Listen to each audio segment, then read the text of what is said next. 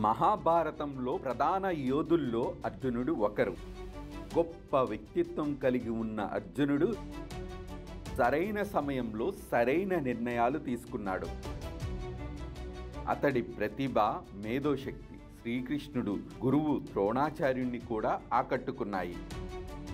అర్జునుడు తెలివైన వాడు మాత్రమే కాదు, దయగల వ్యక్తి కూడా.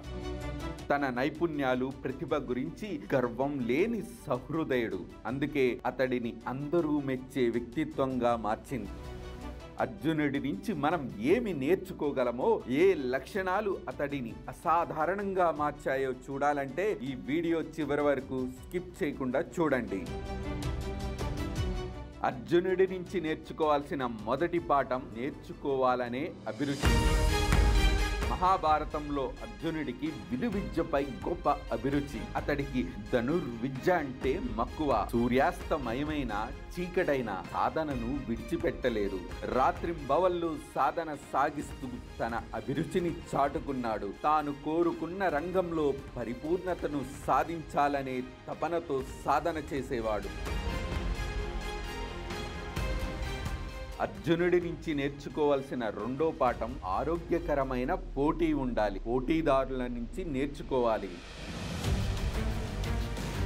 అర్జునుడు ఎప్పుడూ ధర్మ మార్గాన్ని అనుసరించాడు. పోటీదారులను ఎప్పుడూ ఖండించలేదు. ధనుర్విద్యపై మక్కువ ఉన్న ఏకలవ్యుడు ఒకసారి కొన్ని బాణాలను ప్రయోగించాడు. ఆ విధానమేంటో అర్జునుడికి సరిగా తెలియదు. అలా అని అర్జునుడు తప్పు మార్గాన్ని అనుసరించలేదు. బదులుగా రాత్రంతా మేల్కొని మరింత సాధన చేశాడు. ద్రోణుడి దగ్గర శిక్షణ పొందకుండా, సరైన సౌకర్యాలు లేకుండా ఏకలవ్యుడు ఇంత అద్భుతంగా ధనుర్విద్యను అభ్యసించగలిగినప్పుడు తానెందుకు చెయ్యలేననుకున్నాడు.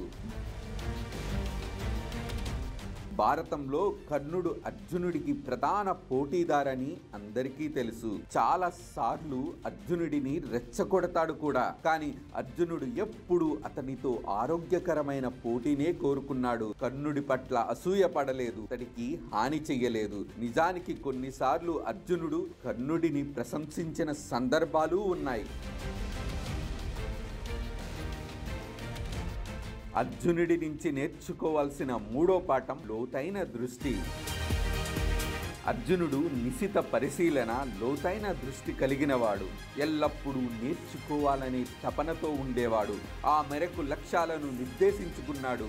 గురువైన ద్రోణుడు కౌరవులు, పాండవులను బాణంతో పక్షి కంటిని ఛేదించాలని కోరతాడు. అప్పుడు మీరు ఏం చూశారని ద్రోణుడు అందరినీ అడిగాడు. అందరూ ఏవేవో సమాధానాలు ఇచ్చారు. కొందరు ఆకులని, చెట్టు అని, పక్షి కనిపిస్తుందని చెప్పారు. అర్జునుడు మాత్రమే పక్షి కన్ను మాత్రమే కనిపిస్తుందని చెప్పాడు. అప్పుడు బాణంతో గురి చూసి లక్ష్యాన్ని ఛేదించాడు. అది గురువు ద్రోణాచార్యుణ్ణి ఆకట్టుకుంది. అర్జునుడికి ధనుర్విద్యలో మెలకువలన్నీ నేర్పించాడు. వాటితో అర్జునుడు గొప్ప వీలుకాడిగా, ధనుర్ధారిగా పేరొందాడు. అర్జునుడి నుంచి నేర్చుకోవాల్సిన నాలుగో పాఠం దేవుడిపై అచంచల విశ్వాసం. అర్జునుడు తన స్నేహితుడు, సహచరుడైన శ్రీకృష్ణుడిపై ఎల్లప్పుడూ అమిత గౌరవం, విశ్వాసం కలిగి ఉన్నాడు. ఎందుకంటే కృష్ణుడు దేవుడని అర్జునుడికి ముందే తెలుసు. అందుకే యుద్ధంలో తాను ఎవరి పక్షాన ఉండాలో దుర్యోధనుడు, అర్జునుడు ఇద్దరిని కృష్ణుడు కోరుకోమన్నాడు. శ్రీకృష్ణుడా లేక శక్తివంతమైన సైన్యమా అనేది ఎంపిక చేసుకోమని సూచించాడు. అర్జునుడు మాత్రం కృష్ణుడిని ఎన్నుకున్నాడు. కృష్ణుడు ఎల్లప్పుడూ సరైన మార్గాన్ని ఎంచుకుంటాడని అర్జునుడికి తెలుసు. కృష్ణుడు ఏది చెప్పినా అర్జునుడు అంగీకరించేవాడు. అర్జునుడి నుంచి నేర్చుకోవాల్సిన ఐదో పాఠం పట్టుదల, సహనం.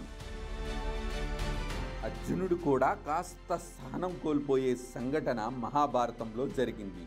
తర్వాత ఇంకెప్పుడు సహనాన్ని కోల్పోనని వాగ్దానం చేశాడు. ఒకసారి అర్జునుడు ఖాళీ సమయంలో వీణ వాయిస్తున్నాడు.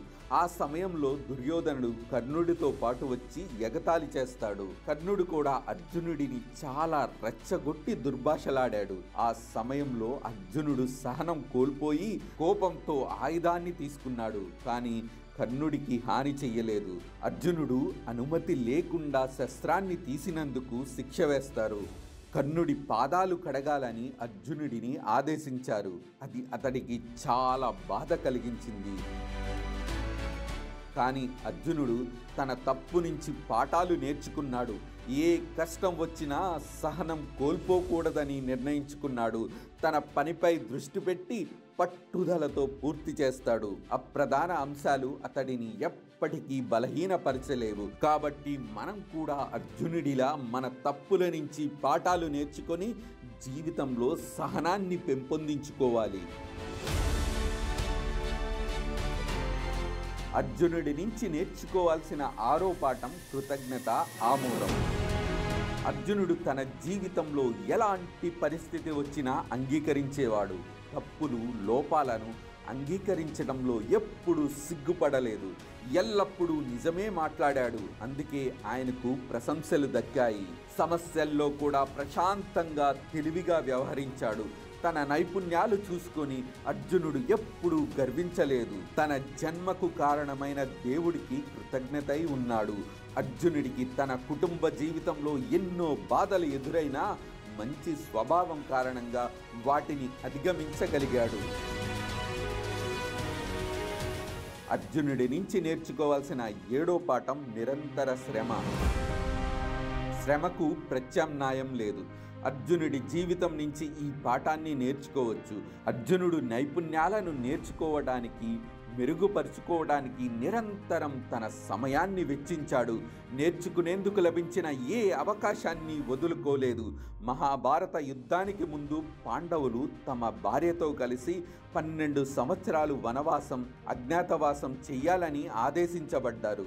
ఆ సమయంలో అర్జునుడు యుద్ధానికి సన్నద్ధం కావటానికి అన్ని శిక్షణలు తీసుకున్నాడు. ఎంతో శ్రమించాడు. పూర్తి ఆత్మవిశ్వాసంతో పొందిన పలు నైపుణ్యాలతో యుద్ధంలో పాల్గొన్నాడు. అవన్నీ అతడిని యుద్ధంలో గెలిపించాయి. కాబట్టి విజయం సాధించాలంటే మన శక్తియుక్తులను 100% వినియోగించాలి.